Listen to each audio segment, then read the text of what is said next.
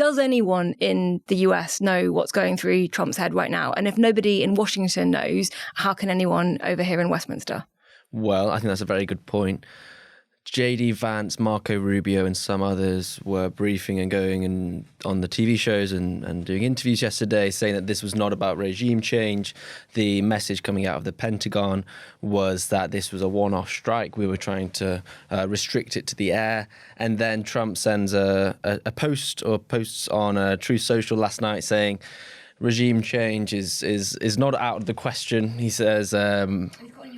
Yes, he does, a MIGA, which means make Iran great again.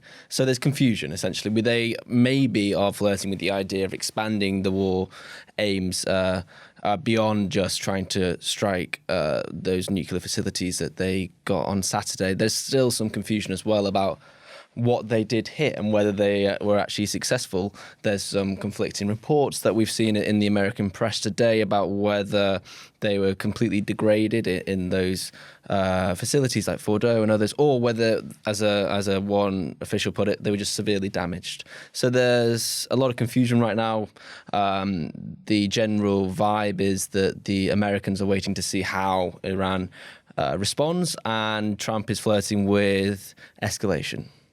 All of which, George, puts Keir Starmer and the UK government in a bit of an awkward position. You've written today that Starmer is stranded, essentially, by the actions Trump has taken. What did you mean by that?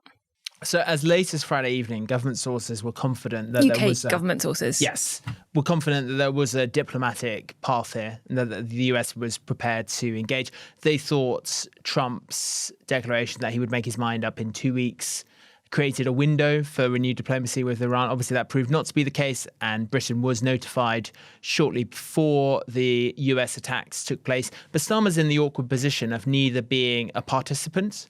The US didn't ask the UK for permission to use, say, the Diego Garcia base. Some believe that's because it would have created legal difficulties for Britain. We know that Richard Herman, the Attorney General, warned that active UK involvement could be a breach of international law. Keir Starmer, of course, the former human rights lawyer, opposed the Iraq war on legal grounds that could have proved problematic for him. So the UK was not a participant, but Starmer has not come out as a critic either. That's not surprising, given how close the US and UK are economically and in security terms, and Starmer's overall strategy. You wouldn't expect him to go out and condemn the US, but it leaves him looking like a bystander. A week ago, he'd said at the G7 he didn't expect Trump to do this. Yeah. And so we're very much on the sidelines. And as is often the case, the risk is pleasing no one. So Starmer's being outflanked from his right by those who think he should be full-throated in his support for the US, and outflanked on his left by people who want him to condemn it. Yeah, I was speaking to someone, I think, about a month ago, and they were describing how certain people in Europe now see the UK as a gateway to the White House, that the Keir is this person that understands Donald Trump and has his ear.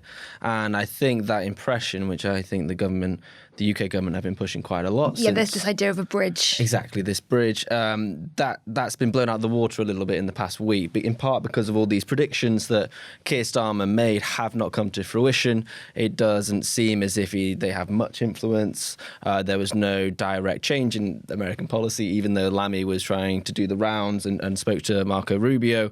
So there may be some recalibration of how other people see the UK's relationship with the White House. Well, let's talk about the way this is splitting the UK political ecosystem, as it were, because, George, you wrote that Starmer's kind of caught in the middle. We'll come on to the left in a minute, but in terms of the right of British politics, you've had Kemi Badenoch come up very strongly in support of the US. I think her words were that Iran directly threatens the UK. So a position that is far stronger than the one that the Prime Minister has taken. Yeah. But Freddie, you were at a reform conference this morning. Where did Nigel Farage fit himself into this discourse? So he addressed it right at the start, and he said that he supported the strikes, and that's something he said straight away after they happened. Which the UK government hasn't done. No, not explicitly. I mean, the interviews that I think it was Jonathan Reynolds did straight away implied that there was some implicit support, and then I think they slightly rode back on that. But yeah, Nigel Farage was much more supportive of that. And I asked him a question about the tension between his previous opposition to foreign interventionism in the Middle East and his current support for what the Trump administration is doing. Remember that famous poster, the Breaking Point poster that he published in the Brexit campaign? That was in part framed as a consequence of the Syrian civil war. And there needs to be an explanation from Reform why it is now different. He said to me, oh, well, we can't have Iran having a nuclear weapon. As we discussed last week, that's something that people have been saying for years and years and years. What materially changed in the past 6 months for him to change his position on that? I think there will be certain people within the party, the Reform Party, who ask, why on earth are we trying to get involved with this American interventionism abroad when we've got all these problems that need fixing at home? There are so many people in the Reform coalition, I think, that are frustrated with these foreign policy elites that have pursued these goals at the expense of reform at home. Isn't that the whole point of Nigel Farage? So I think that tension at some point needs to be alleviated. I also asked him, and I think he found this a bit annoying, whether his position was in part a consequence of his loyalty and friendship with Donald Trump. I mean, he obviously rejected that, but I do think that's a factor, and I do think his relationship with these MAGA figures could prove slightly tricky over the next few years. Well, George, Freddie's just talked about concern in reform circles about why are we getting into another foreign conflict when there are so many problems here to solve. That's a view that you're hearing on the left and on the Labour backbenches as well, isn't it? Yes, the Greens have come out and condemned it as a breach of international law. You've had Labour MPs such as Clive Lewis doing the same. And I think foreign policy is just yet another issue where there is a schism emerging between Starmer and in many ways the hard left, but also the soft left, at a time when the Labour government already faces huge political problems over welfare cuts. You had a government whip resign at the end of last week. Some think the government may yet have to pull that vote due to the scale of the rebellion, and there's a public opinion issue as well. I think Trump is a sort of fantastically unpopular figure in the UK, even if I think voters understand the need for Starmer to engage pragmatically with him to support jobs and business. And it really all amounts to a huge sort of geopolitical headache for Starmer. I just want to go back to the UK government's response, though, because, Freddie, you said we risk looking irrelevant. George, you said that we were caught in the middle because we're in this position where we're not outright supporting it. We're not outright condemning it either. The main point that the government seems to want to get across was we didn't have any part in it. It's fine because we weren't involved. Do you think that there is a danger there that we just look kind of like we're not players in this at all? And would it actually be strategically beneficial for the government to take a stance, whether it was in favour or against? I think it's interesting. It's that Keir Starmer's position does look awkward, uncomfortable, even embarrassing. But then in politics, the question, what's the alternative, is always worth asking. And you can see why the British government wanted to avoid both of those alternatives. If there'd been an active participant, that would have created a domestic political firestorm. The reason the government is so keen on de-escalation is there's a security threat in the UK. Jonathan Reynolds talked quite openly about the risk of domestic terror attacks from Iranian-backed groups. There's an economic threat with already you're seeing a spike in oil prices. The government's already facing cost of living pressures. Will not want a 70s-style oil shock. On the other hand, Keir Starmer has just sealed a trade deal with Donald Trump, boasting it will save jobs at key plants such as Jaguar Land Rover.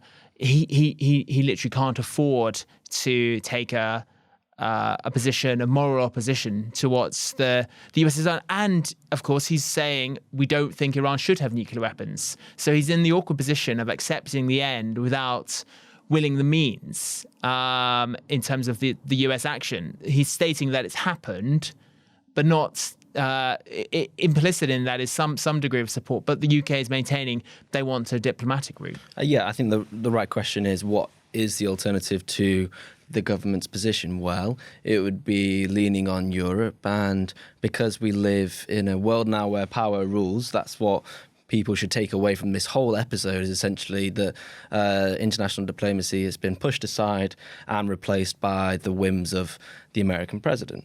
And in that sort of situation, well, you need to restore British state capacity, because we are irrelevant. Yes, we're irrelevant because we're so weak.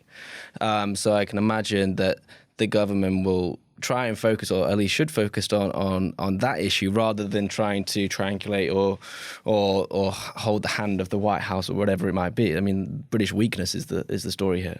Freddie and George, special relationship. What does all this tell us about that phrase that we hear so much about?